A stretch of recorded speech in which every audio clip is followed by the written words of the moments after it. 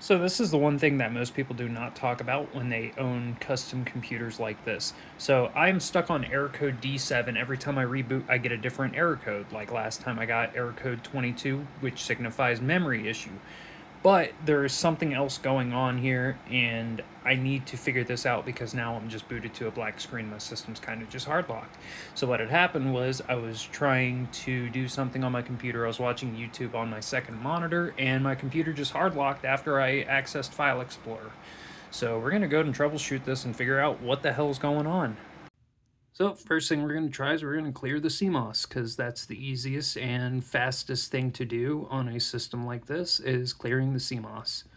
And that seems to have done it. So I'm not really sure what's going on. I'm going to go ahead and set XMP on my memory profile and run memtester and see if that throws any sort of errors and see if it's a memory problem, because that's probably one of the easiest things I can test right now. And off to the races we go. We'll see if she passes.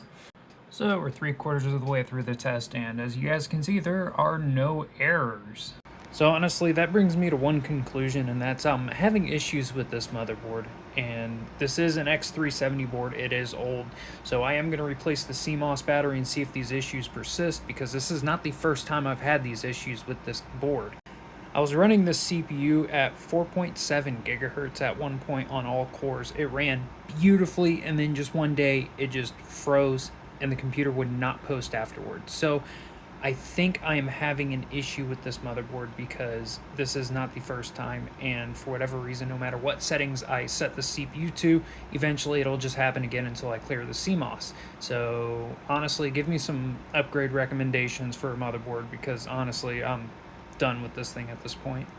The other thing is that this motherboard really is not very PBO friendly because it is an older Ryzen motherboard. So when you do try and undervolt the CPU, it just does not agree at all. It, for whatever reason, if you try and undervolt anything above like -10, system just immediately becomes unstable and will not post.